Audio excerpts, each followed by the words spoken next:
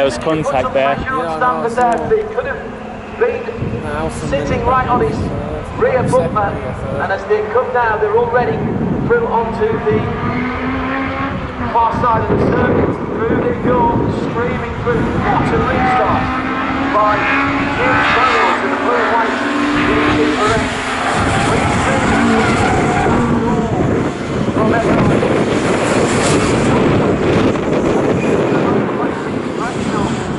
They come through the field so well, but get back to the green flag quickly enough.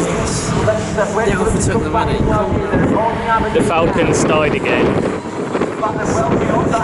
Same place as race 1. First and second, and then a big gap. And it's the Alpha back in the first place.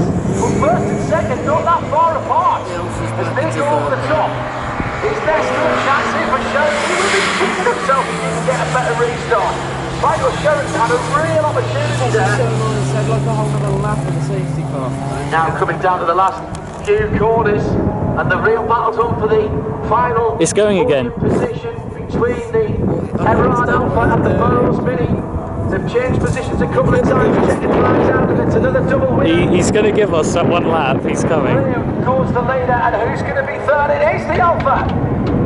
The orange and black Alpha. Fist bump out the window. James twice on the last lap there. No. Wow, that was quite something to see that battle. But so we're going to have some interesting conversation.